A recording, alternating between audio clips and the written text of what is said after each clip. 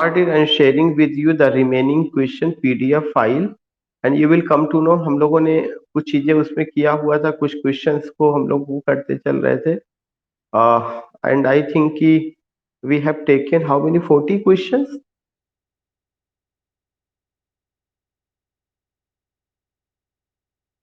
The morning star of Renaissance. Yeah. Now the next question 41. Ralph Reister by Nicholas Udall is his first regular comedy, the first regular tragedy, a tragic comedy, and none of the above. Already you know कि जो Ralph Raistar by Nicholas उडल 41 का ये first regular comedy, कई बार मैंने इसको लेके जिक्र किया था.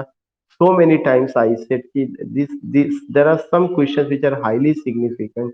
इवन आज की क्लास में जब हम शाम को क्लास लेंगे तो आज की क्लास में मुझे यही आपसे डिस्कस करना है. ओरिजिन ऑफ ड्रामा, कल मैंने बताया था कि जो ड्रामा है, ग्रीक ट्रेजिडी और ग्रीक कॉमेडी, अरिस्टोटल का जो कॉन्सेप्ट है ट्रेजिडी को लेकर के, तो उसमें हम लोगों ने प्लॉट को लेके बात किया था, कैथारसिस को, हाइमार्सिया को, पेरिपीटिया को, एनाग्नोरिसिस को, एंटागोनिस्ट, प्रोटेगोनिस्ट. ऐसे तमाम वर्ड्स हैं जो बहुत इंपॉर्टेंट हैं, जो ड्रामा को समझने के लिए जरूरी है. आज हम लोग जो शाम को क्लास बात करेंगे उसमें ब्रिटिश ड्रामा का कैसे ओरिजिन होता है उसका एक सेक्शन लेंगे और उस पर हम आपको बताएंगे. सो remember that when you go with these points कि राल्फ राइस्टर यह एक कॉमेडी है रिटन बाय निकोलस उडल और first regular comedy. Now the second question 42. which of the following is the first regular tragedy? Ralph Roister and second is Gisela, the Spanish tragedy Garbadok. We know it very well कि first regular tragedy जो रही है that was what, that was Garbadok. Garbadok जिसके writer कौन है? Thomas Sackville and Thomas Norton. Thomas Sackville and Thomas Norton, you will come to know वे क्या थे, वे जो है उसका वो थे. नाउ द नेक्स्ट क्वेश्चन की miracle,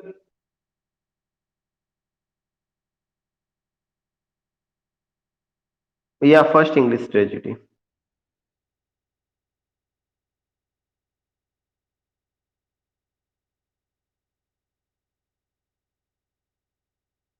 When you talk about ki which was the first tragedy in Greek, hello,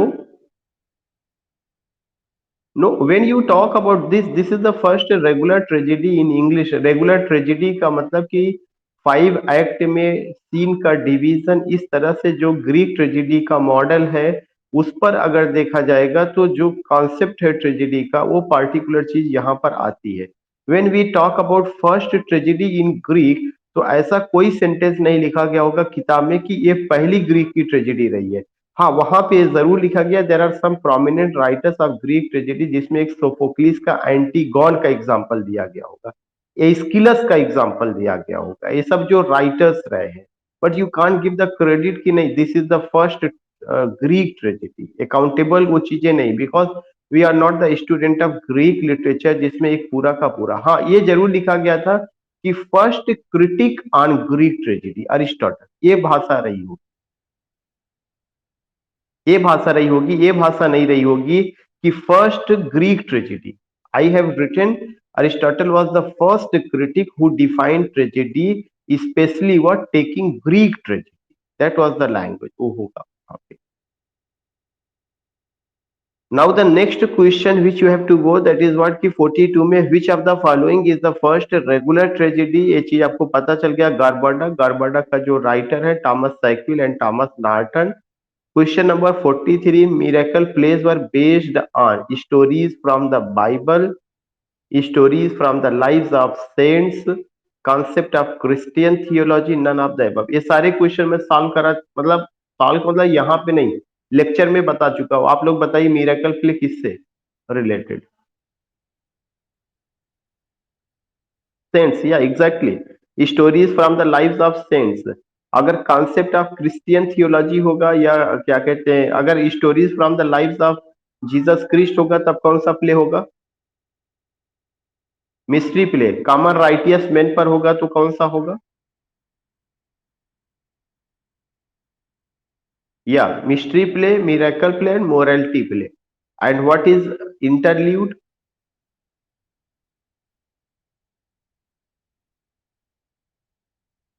Between the play.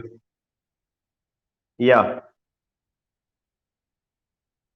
yeah. Now 44 में दे रहा है कि the characters represent abstract qualities. Way character जो एब्स्ट्रैक्ट क्वालिटीज को represent करते हैं वे किस प्ले का हिस्सा बनेंगे? Morality play, mystery play, miracle play, interlude. या एग्जैक्टली मोरालिटी का। जो भी कैरेक्टर एब्स्ट्रैक्ट, एब्स्ट्रैक्ट का मतलब अमूर्त, अमूर्त का मतलब जैसे अगर मैं ये कह दूं कि ऑनेस्टी है, ऑनेस्टी का कोई रूप रंग या उसका आकार नहीं होगा, लेकिन अगर ऑनेस्टी को पर्सोनिफाइड करके उसको एक मानव मान लिया जाए तो वो पार्टिकुलर चीज क्या हो जाएगी? वो जो चीजें होगी वह एब्स्ट्रैक्ट होगा। अगर एब्स्ट्रैक्ट को अपने कैरेक्टर बना करके और अगर उसको एक इंसान के रूप में तब्दील कर दिया, उसको पर्सोनिफाइड कर दिया और वह इंसान जैसा बिहेव करने लगा और उसको किसी ड्रामा का कैरेक्टर आपने बना दिया, तो ये चीजें किसमें देखने को मिलती है? मोरालिटी प्ले में। It's a very significant question कि जो मोरालिटी प्ले था वो कॉमन राइटियस मैन या जो abstract क्वालिटीज जो होती है उसको कैरेक्टर के रूप में तब्दील कर दिया जाता है। And you find these things way morality play. क्यों? क्योंकि मिस्ट्री प्ले में जो दिखाया जाता है, मिस्ट्री प्ले में आपको जीसस क्रिस्ट की लाइफ को दिखाया जाता है, मिरेकल प्ले में आपको सेंट्स की लाइफ को दिखाया जाता है, मोरालिटी प्ले में आपको एब्स्ट्रैक्ट क्वालिटीज को कैरेक्टर के रूप में प्रेजेंट कर दिया जाता है। इंटरल्यूड जो आपका होता है वह Latin, interlude is a Latin word जिसका मतलब है बिटवीन द प्ले या कॉमिक रिलीफ को लेकर के बात कही जाती है। So remember that when you go these question, तो अगर आप देखेंगे क्वेश्चन नंबर 41 से लेकर के 44 तक एक ही दिशा में बात कर रहे हैं, वो सब कैसे को रिलेटेड है, लेकिन पूछने वाले ने उसको क्या किया हुआ है कि उसका नेचर चेंज किया हुआ है। So remember that when you go Ralph for Roister Doister, when you go with regular tragedy Gorboduc, when you go miracle play, आज की क्लास में शाम को यही बात होगी। दोबारा ओरिजिन ऑफ ड्रामा, जब भी ब्रिटिश का ड्रामा का ओरिजिन की बात होती है तो ये सब चीजें आती हैं। But already I have gone, जब मैं आपको अभी शाम की क्लास मैंने 8-10 दिन पहले शुरू किया था और मैंने आपको एंग्लो नॉर्मन पढ़ाया था, तो एंग्लो नॉर्मन में मैंने बताया था कि वह ये केवल ड्रामा के ओरिजिन के हिसाब से फेमस है। Miracle play, mystery play, morality play, interlude, these things I have defined. उसका लेक्चर पढ़ा भी हुआ है। आज मैं एक दो वीडियोस उसको मैं शेयर कर दूंगा, तो कम से कम आप वहां से चीजों को कवर कर लीजिएगा। सारी चीजें ग्रुप में ही होंगी, ग्रुप में जो है हम उस चीज को शेयर कर देंगे, वहां से आप लोग उसको कवर कर लीजिएगा कि क्या क्या चीजें रही हैं। सेकेंड इंपॉर्टेंट थिंग की the characters represent abstract qualities in morality place, mystery place, all this thing means morality play, उसको हम लोगों ने कवर कर लिया। उसके बाद है कि इन subject the miracle plays are, miracle plays के जो सब्जेक्ट थे वो क्या थे? हिस्टोरिकल थे, सोशल थे, पॉलिटिकल थे, थियोलॉजिकल। आपकी नजर में क्या रहा? थियोलॉजिकल या थियोलॉजिकल वह होता है जो रिलीजियस सब्जेक्ट मैटर को लेकर के कहते रहे कि थियोलॉजी और स्क्रिप्चर्स, इसका मतलब ये होता है ऐसा टेक्स्ट जिसमें रिलीजियस सब्जेक्ट मैटर हो, थियोलॉजी उसको, तो थियोलॉजिकल उसमें था। क्यों? चूंकि यह सेंट्स की लाइफ को लेकर के लिखा गया है या सेंट्स की लाइफ को लेकर के। जैसे बाइबिल है, बाइबिल तो एक टेक्स्ट है, एक एक तरह से अगर कहा जाए कि वह मैसेज ऑफ गॉड है, लेकिन उस मैसेज ऑफ गॉड को जब इंसान अपनी लैंग्वेज में एक्सप्लेन करता है और वो उसी पर आधारित होता है, तो दो ज्यादा थियोलॉजिकल टेक्स्ट, उसके ऊपर जो संहिता और जो और तमाम चीजें लिखी गई हैं, टीकाएं लिखी जाती हैं जिसको कहा जाता है, जैसे इन उर्दू हदीस कहा जाए या अगर हम कहें कि हिंदी में टीकाएं कही जाती हैं। जैसे अगर जो भी धार्मिक ग्रंथ है उस पर और तमाम तरह के जो पुराण वगैरह लिखे गए हैं, वेदास के अलावा जो और तमाम तरह के पुराण लिखे गए हैं, तो इस तरह की जो ये थियोलॉजिकल टेक्स्ट होगा, तो वो जो थियोलॉजिकल टेक्स्ट है उसमें जो लाइफ को और तमाम चीजों को स्क्रिप्चर्स जो रहा उसको लेके जो बात की गई है वह मिरेकल प्ले का हिस्सा रहा है। या देखिए क्वेश्चन नंबर 46 जो है इसे मैं छोड़ूंगा, मैं क्वेश्चन नंबर 46 पढ़ दे रहा हूं, but I don't know the answer. In Lindsay's morality play the satire of the three states. The three states are the king, ministers, and clergy. The clergy, bishop, and the king. The nobility, the clergy, and the merchant. The nobility, the clergy, and the bishop. I don't no, लेकिन मुझे ऐसा लगता है कि 46 का D होना चाहिए। I don't, मैं एग्जैक्ट नहीं, मैं एक अंदाजे से बता रहा हूँ। इसको मैं जितने भी चीजें सर्किल में करा दे रहा हूँ, मैं लास्ट में उसका सब चीजें मैं आंसर लगा करके उसका आपको बताऊंगा कि हाँ इसमें क्या रहा। Now question number 47, real and allegorical character. जो रियल और एलिगोरिकल कैरेक्टर्स हैं mingle freely for the first time in king John, magnificence, the four elements, the satire of the three states. देखिए यहाँ पर भी थोड़ा सा मुझे जो है डाउट है, मैं इस चीज को लेकर के बात नहीं करूंगा, क्योंकि अगर यहाँ पे एवरी मैन का दिया होता तब तो हम उसके साथ जाते, बट एवरी मैन नहीं दिया है तो 47 भी आपको ड्रॉप करना पड़ेगा। नाउ क्वेश्चन नंबर 48, इस शीट में दो क्वेश्चन ड्रॉप किया गया, पहले कुछ क्वेश्चन ड्रॉप किए गए, आई रिमेम्बर। क्वेश्चन नंबर 48 में blank verse is used for dramatic purpose for the first time in Jocasta, Gorboduc, या गार्बोडक अनडाउटली कि ब्लैक वर्ड्स का सबसे पहली बार जो यूज किया गया था ड्रामेटिक पर्पस के लिए, वह किसमें यूज किया गया? गार्बोडक। तो गार्बोडक पहला रेगुलर ट्रेजेडी ही नहीं है, बल्कि फर्स्ट रेगुलर ट्रेजेडी के साथ साथ ब्लैंक वर्ड्स को वहां पर भी यूज किया गया है। तो blank verse is used for dramatic purpose. देखिए वर्ड जो आया हुआ ड्रामेटिक पर्पस, अगर अगर ये वर्ड ना आया होता ड्रामेटिक पर्पस तो शायद इसका आंसर क्या हो जाता? तो शायद इसका आंसर जो होता वह जो है आपका हेनरी होवर्ड अल्लाफसरे का, जो उन्होंने वर्जिल के एनीड का ट्रांसलेशन किया। क्योंकि सबसे पहले वर्जिल की जो एनीड है, book second and book four, Virgil का जो एनीड था book second and book four, Henry Howard earl of Surrey ने जो ट्रांसलेट किया था, पहली बार ब्लैंक वर्ड्स को वहां पे इंट्रोड्यूस किया जाता है। लेकिन ड्रामा में चूंकि यहाँ पे ड्रामेटिक पर्पस पूछा गया, जिसका मतलब कि ड्रामा में पहली बार किसमें जो है यूज किया गया है blank word, so that is what, that is the Garbhodak. Now there is another question 49, who coined the phrase Marlowe's mighty line? ये कई बार पूछा जा चुका है, बहुत इंपॉर्टेंट। या Ben Jonson, Ben Jonson. Who coined the phrase Marlowe's mighty line?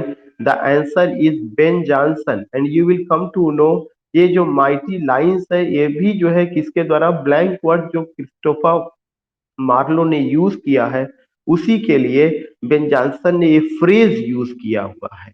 और जब आप क्रिस्टोफर मार्लो की बात करते हैं तो क्रिस्टोफर मार्लो से तीन क्वेश्चन हमेशा आदमी को ध्यान में रखना चाहिए। पहला क्वेश्चन ये कि who paved the way for Shakespeare करके दो बार आ चुका है। शेक्सपियर के लिए रास्ता किसने तैयार किया? Christopher Marlowe paved the way for Shakespeare. ये क्वेश्चन दो तरह से, ग्रामर के पॉइंट ऑफ व्यू से पेव वर्ड, जो पेव आया हुआ है, जब इंसान किसी दूसरे इंसान के लिए रास्ता तैयार करता है तो वहां पे वर्ड पेव का यूज किया जाता है। यह जो है वहां पे मेड नहीं आएगा, कंस्ट्रक्शन नहीं आएगा। तो यह ग्रामर के पॉइंट ऑफ व्यू से है। लेकिन लिटरेचर के पॉइंट ऑफ व्यू से कि किस आदमी ने शेक्सपियर के लिए रास्ता तैयार किया, मतलब किसने शेक्सपियर को एक तरह से दिशा दिखाई, तो ये कौन होगा? क्रिस्टोफर मार्लो, पर्सन के रूप में। Second important point, Christopher Marlowe पहले ऐसे राइटर हैं जिन्होंने फर्स्ट हिस्टोरिकल प्ले लिखा है जिसका नाम है एडवर्ड सेकेंड। बाद में विलियम शेक्सपियर ने 10 हिस्टोरिकल प्ले लिखा। तो remember that when you talk about this man, specially Christopher Marlowe, तो क्रिस्टोफर मार्लो इसलिए भी फेमस है कि क्रिस्टोफर मार्लो ने जो है क्या किया हुआ है, उन्होंने पहला हिस्टोरिकल प्ले लिखा जिसका नाम एडवर्ड सेकेंड है। तीसरा चीज आपको ये ध्यान में रखना चाहिए कि जो क्रिस्टोफर मार्लो थे वो किस ग्रुप से बिलोंग करते हैं? यूनिवर्सिटी विट्स से बिलोंग करते हैं। और यूनिवर्सिटी विट्स के पॉपुलर राइटरों में से थे जिनको एक अच्छा खासा रिनेशा का जो स्पिरिट था वो उन्होंने अपने ड्रामा डॉक्टर फास्टस में, स्पेशली जीव ऑफ माल्टा में, टैम्बरलेन में, ये जो उनके इम्पोर्टेंट प्लेस है उसमें उन्होंने उसको दिखाया हुआ है। So you will come to know about these things also. Now the next point, when you talk about question number 50, Ralph Roister is modeled after Seneca, Terence, Plautus, none of these. तो I think कि या can you let me, एक चीज तो नहीं है, आपको टीरेंस और प्लाउटस में जाना है, किस पर आधारित?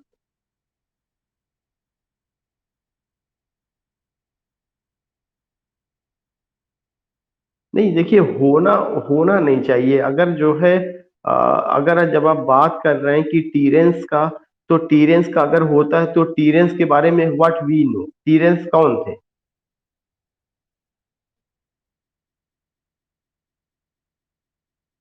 सबसे पहला चीज की हमें ध्यान में रखना है, जो टीरेंस और जो प्लाउटस हैं, ये दोनों के दोनों क्लासिक कॉमेडियन थे। If you talk about Greek tragedy और ग्रीक कॉमेडी, तो टीरेंस और प्लाउटस जो है क्या थे, वे क्लासिक कॉमेडियंस थे। दूसरा चीज जो राल्फ रॉयस्टर ड्राइस्टर है, ये चीज हमें ये समझना चाहिए कि ये लो कॉमेडी का एग्जाम्पल है या हाई कॉमेडी का एग्जाम्पल है। तो हमें ये समझना चाहिए यह जो है हाई कॉमेडी का एग्जाम्पल है, लो कॉमेडी का एग्जाम्पल नहीं है। उसमें जो है चीजों को बहुत ही अच्छे ढंग से जो है एक्सप्लेन किया गया है, या चीजों को उसमें बताया गया है। So remember that when we go with these points कि अल्टीमेटली राल्फ रॉयस्टर ड्वाइस्टर जो आधारित होगा, तो जो एक एक्सप्लेनेटरी कॉन्सेप्ट आता है, उस एक्सप्लेनेटरी कॉन्सेप्ट में it is based on Plautus, Plautus के उस पर बेस्ड ऑन रहा है। तो now you have to go with answer C. Spenser's Amority is a collection of sonnets addressed to Queen Elizabeth, his bride, Walter Raleigh, Diana whom he loved। इस दिन भी ये चीज पूछा गया था। इसको जो है मुझे लगता है शिवपाल जी ने कहा था कि कहीं पर मैंने पाया है कि यह एड्रेस किया गया है। आप शब्दों को ध्यान में रखिए। मैं क्या कह रहा हूँ, क्वेश्चन को ध्यान में रखिएगा। यहाँ पे ये वर्ड नहीं आ रहा है कि Spenser's Amoretti is a collection of sonnets dedicated to, not dedicated. Word address, इसमें किसको एड्रेस किया गया? या सेकंड में हिज ब्राइड। अगर देखिए, जब आप ये कहते हैं कि जो है जो विलियम शेक्सपियर का सॉनेट है, उसमें उन्होंने अपने सॉनेट को किसको एड्रेस किया हुआ है, तो उन अपने सॉनेट में उन्होंने डार्क लेडी को भी एड्रेस किया है, डब्ल्यू एच को भी एड्रेस किया हुआ है जो उनके दोस्त है, और क्यूपिड, 3 लोगों को एड्रेस किया हुआ है। तो जो उनका ये सॉनेट है, उन्होंने किसको एड्रेस किया हुआ है? अपनी ब्राइड। और उनकी ब्राइड कौन थी? Elizabeth boil. 51 का बी।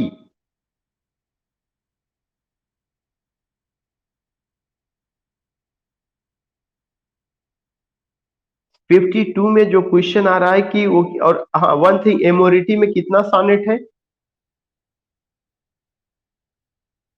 88 sonnets है।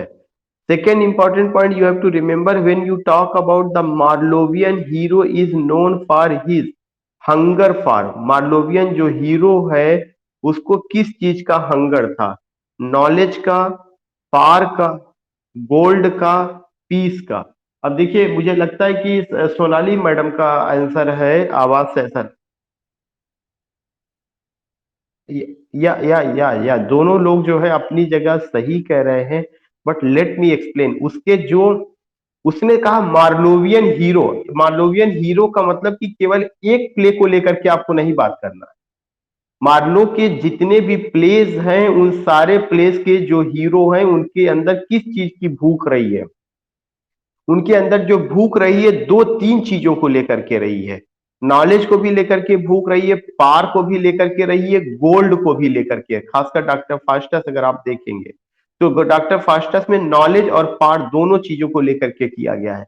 लेकिन जब आप जीव ऑफ माल्टा को लेकर के और तमाम चीजों को लेकर के बात करेंगे, तो पार ज्यादातर हीरो को जितने भी प्लेस हैं, उन सारे प्लेस अगर स्पेसिफिक दिया होता कि डॉक्टर फास्टस जो एक मार्लोवियन हीरो है, उसमें किस चीज की भूख है, तो उसमें ज्यादातर भूख किसी चीज की? शुरू में नॉलेज की है।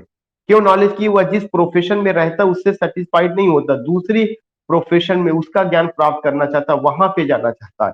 तो जो मार्लोवियन हीरो है उसमें अगर स्पेसिफिक प्ले को दिया होता तो अपनी जगह है, लेकिन आई थिंक कि जो 52 का बी है that is the right answer, क्योंकि हर कैरेक्टर में पार की भूख बहुत ज्यादा आ रही है।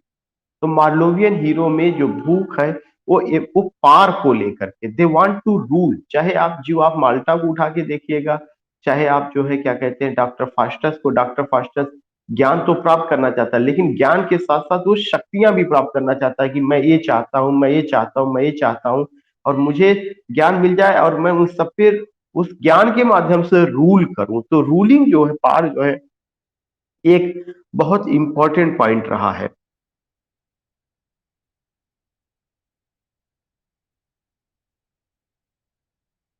And now the next question when you go with की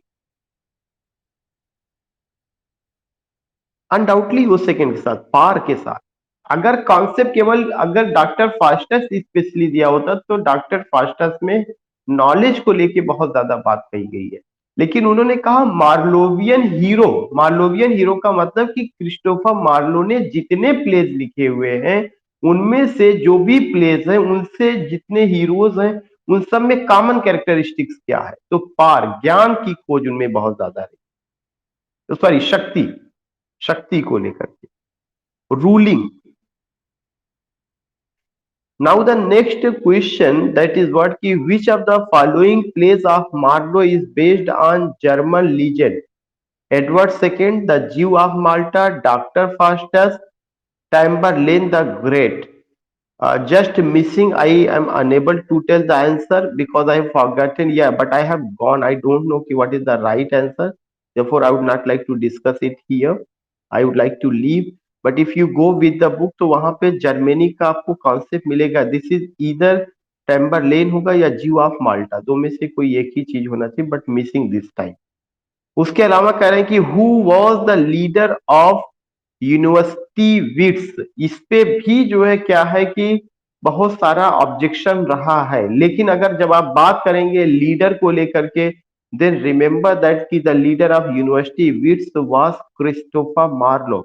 क्रिस्टोफर मार्लो से बड़ी शख्सियत कोई दूसरा नहीं था, इसलिए जो है you have to go with whom, you have to go with Christopher Marlowe. और ऊपर के रिलेटेड जितने क्वेश्चंस अभी तक पूछे जा रहे हैं वो सब क्रिस्टोफर मार्लो से ही है, चूंकि यूनिवर्सिटी विट्स में बहुत सारे लोग रहे, जॉन लाइली भी थे, जॉन लाइली का यूफ्यूज आया था, रॉबर्ट ग्रीन भी रहे हैं, क्रिस्टोफर मार्लो, टॉमस किड का स्पेनिश ट्रेजेडी। लेकिन लेकिन जो लीडिंग कैपेसिटी थी वह किसके अंदर थी? क्रिस्टोफर मार्लो ने, चूंकि इन्हीं से ही बाद में ये जोड़ा गया कि इन्होंने शेक्सपियर के लिए रास्ता तैयार किया। तो जो लीडरशिप करेगा वही आने वाले लोगों का रहबर बनेगा, रहबर का मतलब रास्ता दिखाने वाला होगा। So remember that when you go with this question कि which of the following plays of Marlowe is sorry कि उसके लीडर कौन थे, तो you have to go with Christopher Marlowe. Now the next question, उस दिन भी मैंने आपको बताया था, in which year did the authorized version of the Bible came?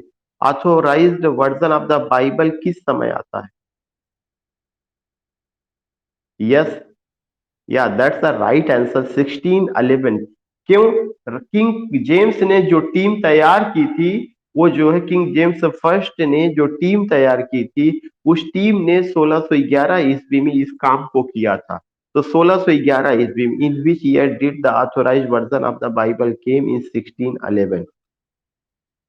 Who among the following was the most important poet of graveyard school of poetry? Graveyard school of poetry के सबसे famous poet कौन है? Edward young, Thomas Gray, Robert Blair, Thomas Parnell.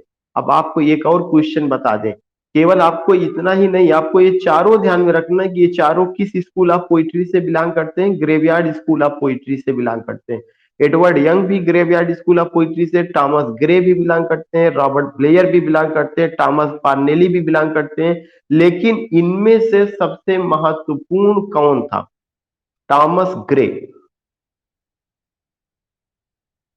जो Thomas Gray थे graveyard school of poetry के सबसे महत्वपूर्ण poet हैं। क्यों?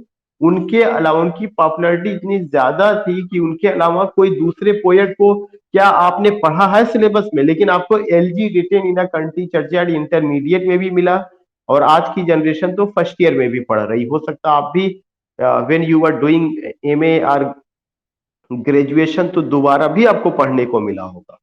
तो रिमेंबर दैट कि ग्रेवयार्ड स्कूल ऑफ पोइट्री के जो बड़े पोएट हैं वो कौन है? Thomas Gray. और नेक्स्ट क्वेश्चन है, why did Gray choose the churchyard of Stoke Poges as the scene of his elegy written in a country churchyard? Because only the rustics were buried there, because Gray's mother was buried there, because he himself wanted to be buried after his death, because it was near his hometown? ये बहुत complicated question है। His mother, या his mother जो है रही है undoubtedly, लेकिन इसका सबसे इंपॉर्टेंट ये चीज है कि यह एक इंटेंशन दिखाता है कि देखिए यहाँ पे जब ये चीज क्वेश्चन पूछा जाता है कि why did Gray choose the churchyard, Gray ने उस चर्चयार्ड को क्यों चुना, of Stoke Poges as the scene of his elegy, मतलब अपनी जो है जो उनकी इच्छा थी या जो चीजें उन्होंने लिया उसको, उस चीज को उन्होंने क्यों चुना, या एक इंटेंशन। अगर आप, मैं कोई राइटर हूं, अगर मैं कोई चीज लिख रहा हूं, किसी जगह पे बैठ करके मैंने अगर कोई चीज लिखा हुआ है, जब तक मैं उसको क्लियर नहीं करूंगा तो आप मेरे इरादे को कैसे जान सकते हैं कि मैंने इस जगह को क्यों चुना, मैंने इस जगह को क्यों चुना। दो चीजें होती हैं, या तो उस जगह से मेरा अपना कोई एसोसिएशन होगा, उस जगह से मेरा अपना कोई लगाव होगा, या उस जगह से जो है क्या क्या हो सकता है, ये हो सकता है कि मेरे अपने पूर्वज वहां दफन हुए हों, मेरी अपनी पैदाइश वहां रही हो, उस जगह को मैंने देखा है, मैं गया हूं, इस वजह से वहां पे हो सकता है।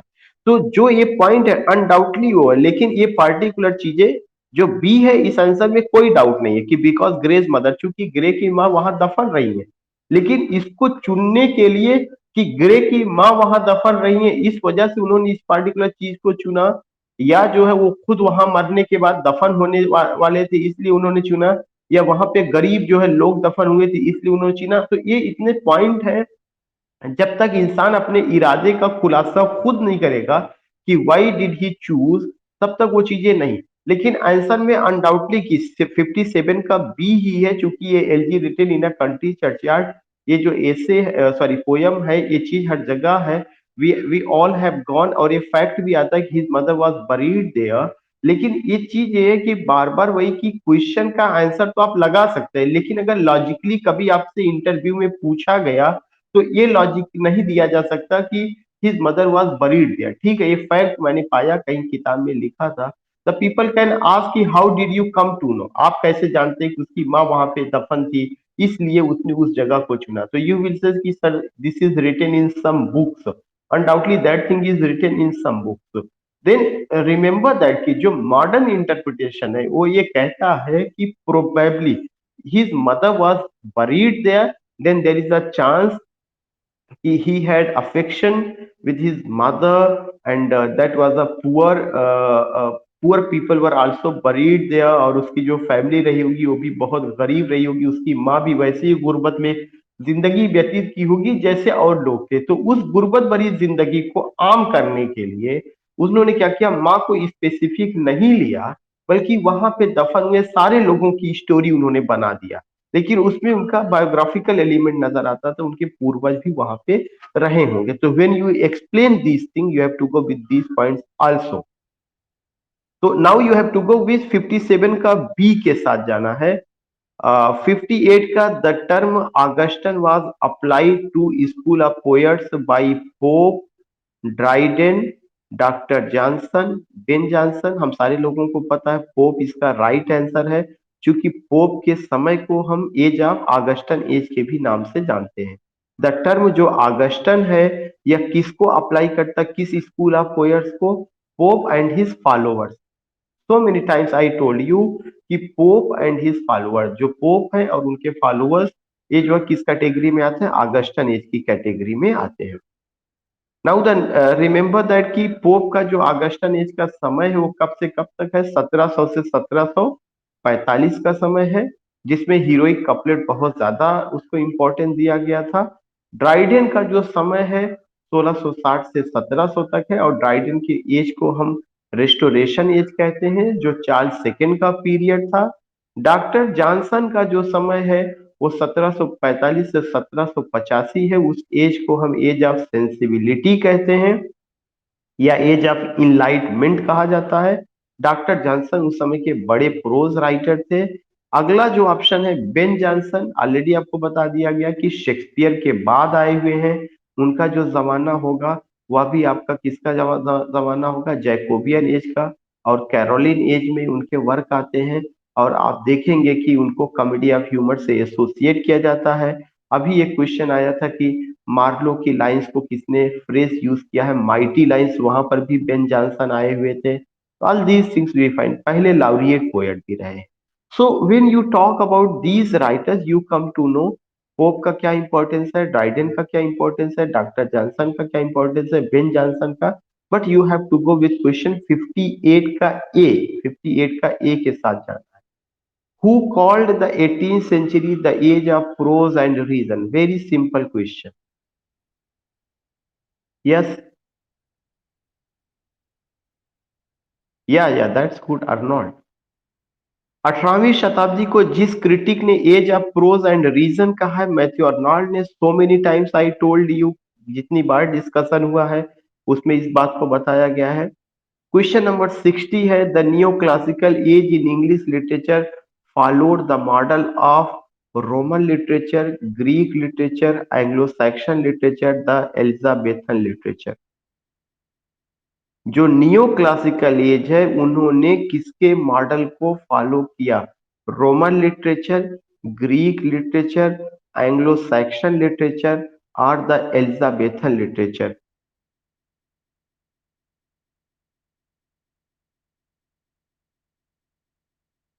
Roman literature. बहुत ही स्पष्ट रूप से आपको जाना चाहिए इस पॉइंट को कि जो नियो क्लासिकल एज था, नियो क्लासिकल एज में literary principles of Roman poets were imitated.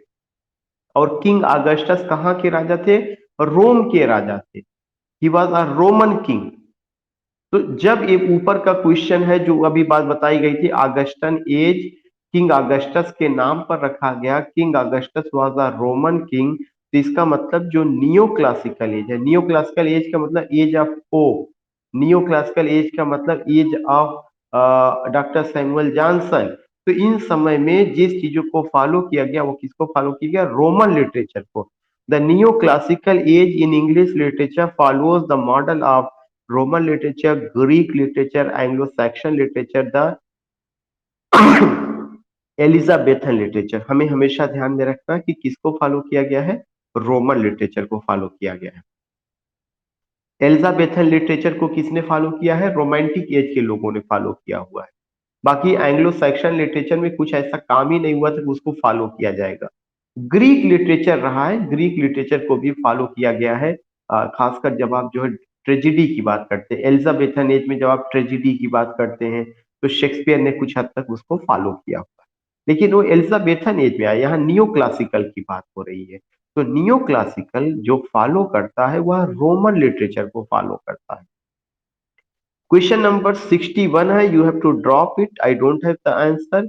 I shall endeavor to enlighten morality with wit and to temper wit with morality. Here T stands for Cowley, Joseph Edison, Goldsmith, Richard Steele. I don't have the answer.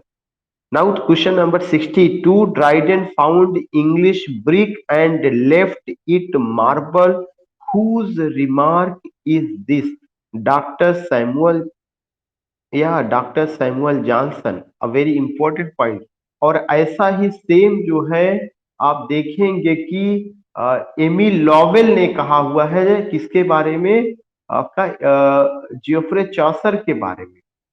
Emil Lovell ने भी ऐसा ही statement दिया हुआ है किसके बारे में, चौसर को लेकर के। वो दूसरे क्रिटिक को अगर कभी आएगा तो आपके माइंड में तुरंत आ जाएगा।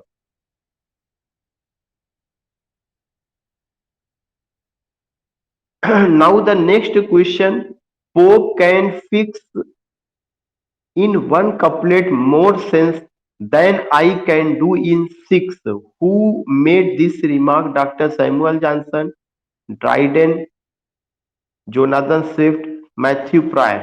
अनडाउटली ये जोनाथन स्विफ्ट का है। कारण है कि जोनाथन स्विफ्ट भी वो भी बहुत बड़े सैटिरिस्ट थे, तो इस सटायर को लेकर के बात की जा रही है। क्योंकि ड्राइडन तो जो पोप से पहले ही एक्सपायर कर गए थे, इसलिए उनका स्टेटमेंट नहीं हो सकता। डॉक्टर सैमुअल जॉनसन ने हीरोइक कपलेट को लेकर के पोप पे ऐसी बातें नहीं कही है। जोनाथन स्विफ्ट का, चूंकि ये दोनों ऐसे थे अपने समय के जिन्होंने कम से कम चीजों में सटायर में दोनों बहुत माहिर थे, और उन्होंने इस चीज को कहा हुआ है। Now the next question, the coffee house culture flourish. जो कॉफी हाउस कल्चर है वह किस एज में आया था?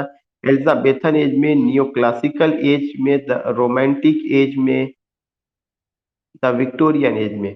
तो जो आपका नियो क्लासिकल एज है, जो नियो क्लासिकल एज है उस एज में ही कॉफी हाउस का, ये जब आप बात करते हैं 18 सेंचुरी की, तो 18 सेंचुरी जो अभी age of prose and reason, तो 18 सेंचुरी का मतलब क्या हुआ कि 18 सेंचुरी में अलेक्जेंडर पोप, 18 सेंचुरी में डॉक्टर सैमुअल जॉनसन। और 18 सेंचुरी की खासियत क्या थी कि 18 century was the age of coffee house, it was an age of periodical essay, it was the age of magazines, journals, newspapers, it was an age of the emergence of middle class, it was an age of the emergence of the four wheels of the novel or the origin of the novel. So you find these things when we talk about कि यह किस as में आता है coffee house, तो coffee house आपका neo classical as में आता है।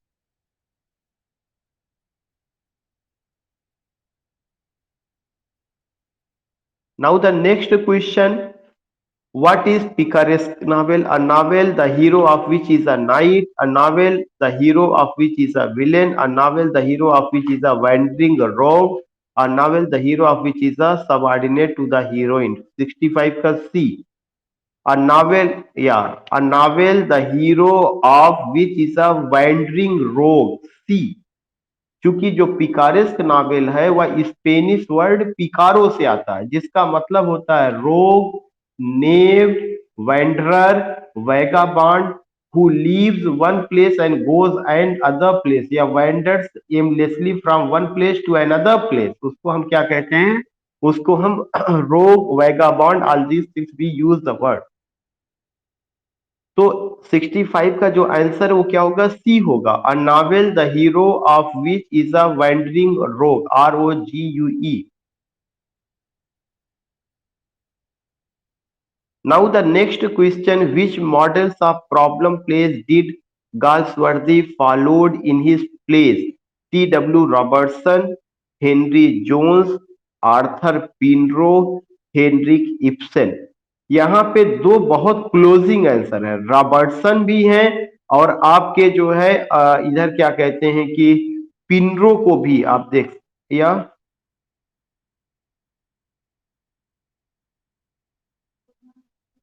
हाँ देखिए, देख इसमें देख जितने भी हैं ये सब के सब क्या थे? सारे के सारे लोग जो है, आप समझने की कोशिश करिए कि वे लोग क्या थे, वे सब के सब प्रॉब्लम प्लेस को लिखते थे। लेकिन आपको कैटेगरी ये बनाना पड़ेगा कि गाल्सवर्दी के प्रॉब्लम प्ले में मार्क्सिस्ट अप्रोच है। कौन सा अप्रोच है? मार्क्सिज्म या मार्क्सिस्ट अप्रोच। मार्क्सिस्ट अप्रोच वह अप्रोच होता है जो सोशल जस्टिस को लेके बात करता है, जो क्लास स्ट्रगल को लेके बात करता है। चाहे आप सिल्वर बॉक्स ले लेंगे, चाहे आप जस्टिस ले लेंगे, उनके प्ले में मार्क्सिज्म नजर आता है। Class struggle, division of class into society, division of society into classes, all these things we find. तो जो ये मार्क्सिस्ट अप्रोच है, इस मार्क्सिस्ट अप्रोच को अगर आप देखेंगे तो रॉबर्टसन में काफी हद तक रहा है। रॉबर्टसन भी रहे हैं, पिनरो भी रहे हैं। अब एग्जैक्टली ये समझ में नहीं आता कि इसको क्रेडिट किसको दिया जाए, क्योंकि आर्थर पिनरो का जो उन्होंने जो लिखा हुआ है उनके प्लेस में ये चीजें रही है।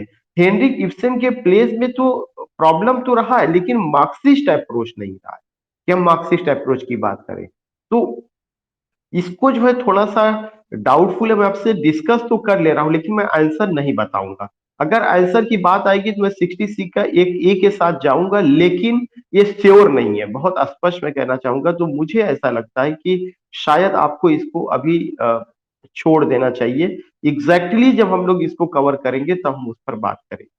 नाउ क्वेश्चन नंबर 67 है, ये आपको पहले से ही पता है। In which year was John Galsworthy awarded the Nobel prize for literature? 1932 है या 1932 है।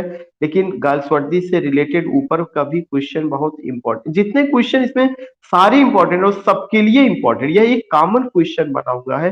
कोई ये नहीं कह सकता कि यह एक ऐसा क्वेश्चन है जो हमारे एग्जामिनेशन में नहीं आएगा। उन्होंने राइटर स्पेसिफिक ना होकर के कॉमन क्वेश्चन बनाया हुआ है। Now the next question, which of the following is not a poetic play? Murder in the cathedral, the cocktail party, the confidential clerk, the riders to the sea. ये आपको खुद बताना पड़ेगा मैम।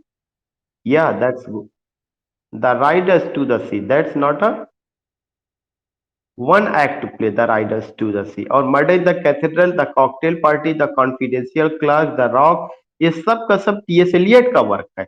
और TS Eliot ने poetic play लिखा हुआ था। तो देखिए किस तरह से क्वेश्चंस को घुमा करके पूछा जाता है कि हाँ क्या चीजें। अगर आपने यहाँ पे किया तो आपके माइंड में तुरंत आ गया कि ये तीनों वर्क किसके हैं? टीएस एलियट के हैं, और ये तीनों मॉडर्न एज में आए हुए हैं। और जिसमें इसमें क्या चीज हम कर सकते हैं, एक चीज ये समझ में आता है कि टीएस एलियट ने मॉडर्न एज में पोएटिक प्ले को रिवाइव किया है। क्वेश्चन नंबर 69 है, who among the following is not an imagist poet? William Carlos, E Cummings, Richard Corey, Walter de la Mare. बड़ा कॉम्प्लेक्स चीज उन्होंने दिया हुआ है। और अगर अगर देखा जाए तो मुझे जहां तक लगता है, बहुत मैं श्योर नहीं हूँ, ये चीजें पढ़ा जा चुका है, लेकिन इमेजिज्म मूवमेंट को अगर ये चीज होता कि इसके सबसे पॉपुलर तो जूल्स लाफार वगैरह थे, वहां पे उससे जाया जा सकता था। लेकिन जितने नाम दिए हुए हैं, विलियम कॉर्लास, ई क्यूमिंग, रिचर्ड कोरी, वाल्टर डिला मेयर तो इमेजिस्ट पोएट में बहुत बड़ा नाम वाल्टर डिला मेयर का। कॉर्लॉस भी आ सकते, ई क्यूमिंग थोड़ा सा मुझे डाउटफुल लग रहा है, लेकिन फिर भी आई वुड लाइक टू से कि प्लीज लीव। तो इसको हम लोग बाद में डिस्कस करेंगे, और बाद में डिस्कस करने का मतलब ये है कि आपको भी जितने क्वेश्चन मैं लीव कर रहा हूं अपनी तरफ से भी आप उसको सर्च करिएगा, बिकॉज ये आंसर मेरे पास भी नहीं तो मुझे भी सर्च करना पड़ेगा उसको जो है। नाउ द क्वेश्चन इज कि who coined the term theatre of the absurd? Samuel Beckett, Eugene Ionesco, Martin Esslin, Harold Pinter. Martin Esslin ने 70 का सी। और बाकी जो इसमें राइटर दिए गए हैं वो सारे के सारे राइटर थिएटर ऑफ एब्सर्ड से जुड़े हुए हैं। The term theater of the absurd was coined by Martin Esslin.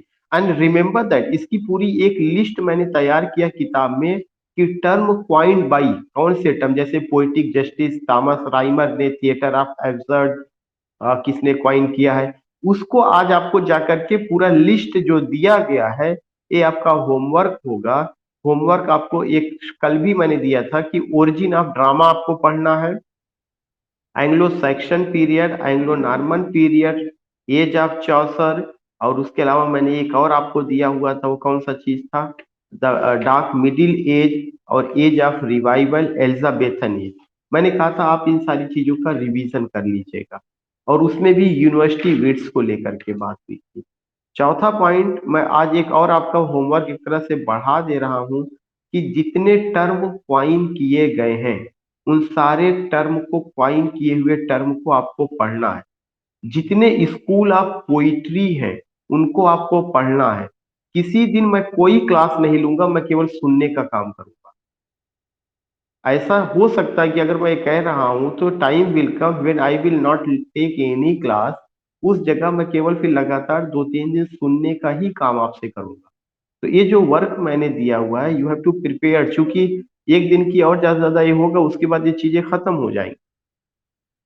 Who coined the term theater of absurd? Theater of absurd, that was what it was coined by Martin Esslin.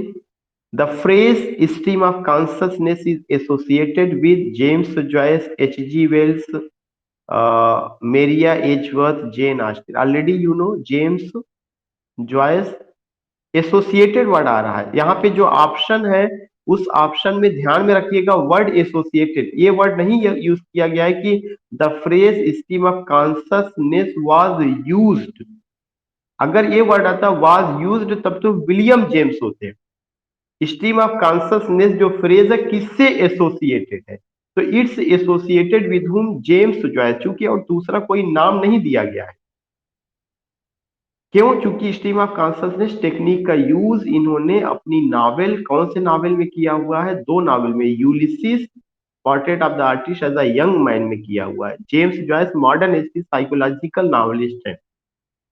H G Wells जो है बड़े novelist हैं, वो science fiction के novelist है। उन्होंने क्या लिखा हुआ है? उन्होंने टाइम मशीन करके लिखा हुआ है।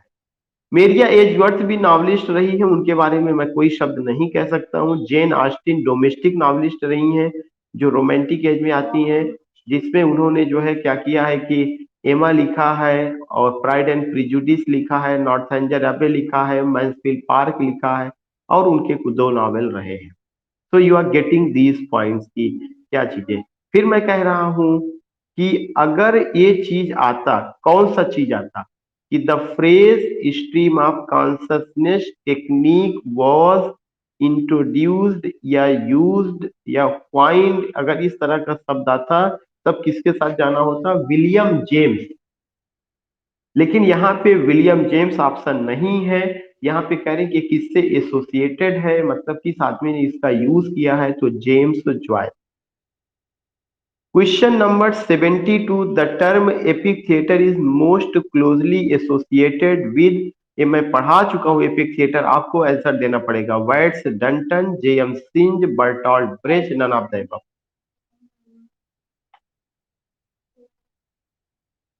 Exactly madam, Bertolt breach.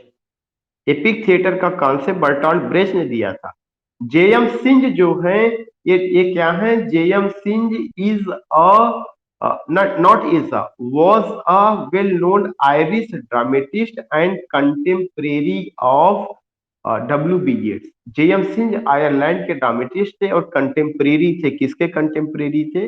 W B येट्स के।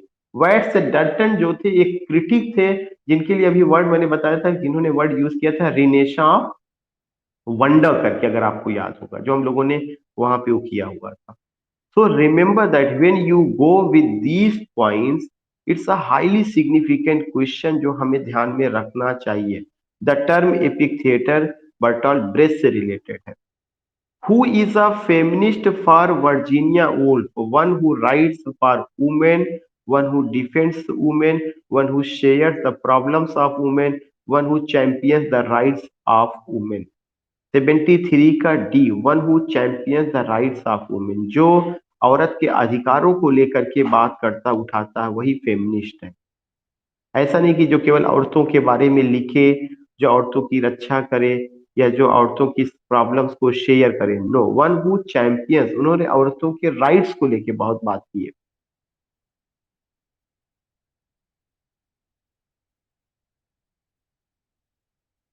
एक बहुत इंपॉर्टेंट क्वेश्चन है, post modernism in literature developed. अभी पोस्ट मॉडर्निज्म मैंने चैप्टर जोड़ा है, जब जहां पे हिस्ट्री ऑफ इंग्लिश लिटरेचर जो खत्म हो रहा है, नया चैप्टर मैंने इस थर्ड एडिशन में जोड़ा है। और आप ये समझ सकते हैं कि क्यों जोड़ा गया, क्योंकि इस तरह के questions I found in so many examination, और जगहों पे बहुत मॉडर्न एज तक की बात होती है, बट आई हैव एडेड 4 या 5 पेज पोस्ट मॉडर्न में। अगर आपको समय मिलेगा तो पोस्ट मॉडर्न एज को भी आप पढ़ लीजिएगा। मैं जो आपको होमवर्क दे रहा हूँ, तो ऐसा नहीं कि एक दिन की मैं बात कर रहा हूँ, आई एम जस्ट इंडिकेटिंग की बुक में आपको क्या करना चाहिए, कहाँ से क्या करना चाहिए। तो जो a brief study of history of English literature है, उसमें एक टॉपिक मैंने जोड़ा है जिसका क्या नाम है, जिसका नाम है पोस्ट मॉडर्न एज। उस पोस्ट मॉडर्न एज को अगर आप कवर करते हैं, वहां पर एक क्वेश्चन आपको मिल जाएगा कि post modern in modernism in literature develop mid to the late 20th century, the earliest 20th century, the late 19th century, none of the above। 74 का ए, पोस्ट मॉडर्न एज जब भी आता mid to the late 20th century, second world war के बाद 1950 के बाद ये माना जाता है कि पोस्ट मॉडर्न एज शुरू हो जाता है। और हम लोग जिस एज में रह रहे हैं वह भी पोस्ट मॉडर्न एज है। क्यों? कुछ लोग ये कहते हैं पोस्ट मॉडर्न एज खत्म हो चुका, हाई पोस्ट मॉडर्न आज एज आ गया, कुछ लोग कहते हैं नहीं हाई पोस्ट मॉडर्न एज भी खत्म हो चुका, सूडो पोस्ट मॉडर्न एज आया हुआ है। No, not at all, still we are living in post modern age. चूंकि ये शब्द जो है अभी हिस्ट्री के पेजेस में एक युग के रूप में कहीं बहुत पॉपुलर नहीं हुए हैं। तो post modern as, post colonial, ये लगभग आप समझिए कि एक तरह से पैरेलल चलते हैं। बस पोस्ट कोलोनियल की जो बात होती है वो थियोरेटिकल पर्सपेक्टिव से होती है। वो ज्यादातर जो चीजें आना शुरू हुई है 17 और 80 के दशक में, एडवर्ड सईद ने जब ओरिएंटलिज्म लिखा था, जो मुझे याद है शायद 1978 में पब्लिश होती है। तो पोस्ट कोलोनियलिज्म वहां से शुरू होता है, उस थियरी से, उस टेक्स्ट से शुरू होता है। लेकिन पोस्ट मॉडर्न एज जो है mid to late 20th century, post colonial literature often involve, post colonial literature को इन्वॉल्व किया जाता है that react to the disclosure of colonization, that deal with the issues of decolonization or the political and cultural independence of people formerly subjected to colonial the rule, both A and B, none of the above। 75 का C is the right answer। C is the right answer. जो post colonialism है यह 1980 के दशक में शुरू होता है, और इसमें जिन चीजों पर बात होती है, पहला बात यह होता है कि यह कोलोनियलिज्म के खिलाफ होता है। कोलोनियलिज्म क्या है? कोलोनियलिज्म उस युग को कहते हैं जब बाहरी शक्तियां किसी देश पर हमला करके उनको गुलाम बना लेती हैं और अपने कल्चर, अपनी बातों को, अपने सिविलाइजेशन को इंपॉर्टेंस देती हैं या उसको आगे बढ़ाती हैं, वह कोलोनियलिज्म का पीरियड था। लेकिन एक ऐसा समय आता है कि जब कोलोनियलिज्म जो था वह खत्म होता है। तो पूरी दुनिया में लगभग 1950 के आसपास कॉलोनियल शक्तियां खत्म होती हैं। जैसे भारत 1947 में स्वतंत्र हो गया, पाकिस्तान उसी समय स्वतंत्र हो जाता है, अफ्रीका के बहुत सारे मुल्क स्वतंत्र हो जाते हैं। सबसे पहले अमेरिका 1776 ईस्वी में 4 जुलाई 1776 को स्वतंत्र हो जाता है। तो ये जो कॉलोनियल और पोस्ट कॉलोनियलिज्म एस्पेक्ट है, इसमें ये दोनों पॉइंट आएंगे, जिसमें सेकंड पॉइंट है that deal with the issues of decolonisation, कि हमें अभी तक कोलोनाइजेशन की बात हो रही थी, अब हमें इसमें डीकोलोनाइजेशन की बात होती है कि जैसे जिस तरह से कॉलोनी बनाई गई है या जिस तरह से चीजें की गई हैं, उसके डीकोलोनाइजेशन या पॉलिटिकल और cultural independence of the people की बात करनी चाहिए।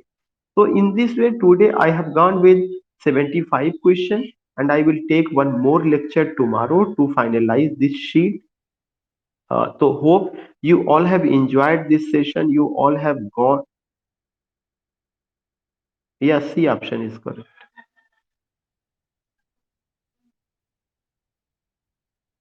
74 का mid to the late 20th century, post modernism, mid to the late 20th century, A,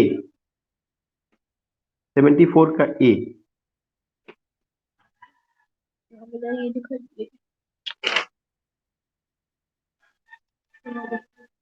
so I think now I have to conclude this session, and जिन लोगों ने शाम को कह रहे थे कि उनको दिक्कत है नहीं अटेंड कर पाए क्लास, तो आज जो इसके पहले के 2 लेक्चर हुए थे वो दोनों वीडियोस और आज का तीनों वीडियोस एक साथ में अपलोड कर दूंगा ताकि वो सीक्वेंस से मिल जाए लोगों को। तो you all have to go with this particular thing.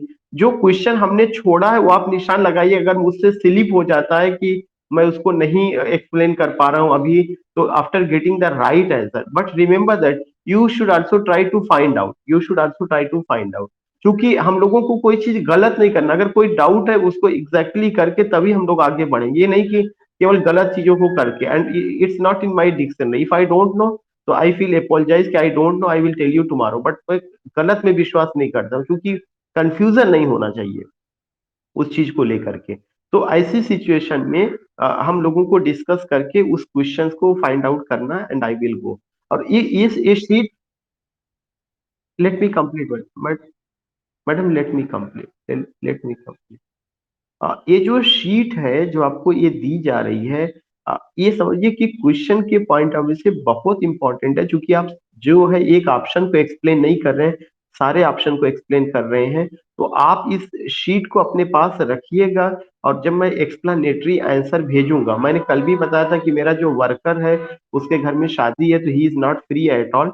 As I get the correct answer in explanatory form I will send you, तो मैं आपको भेज दूंगा। जी मैडम, अब आप कहिए।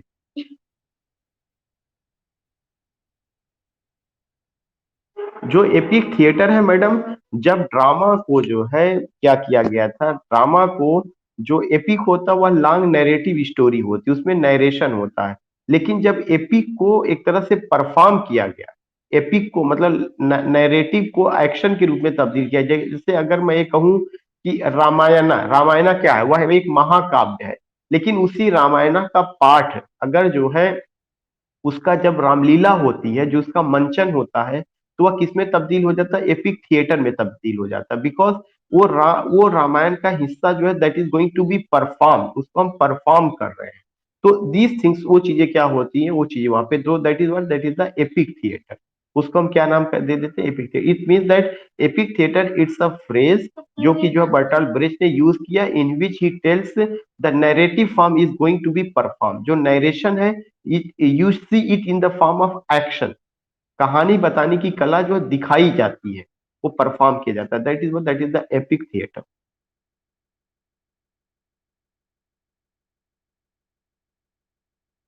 या अनडाउटली, अनडाउटली।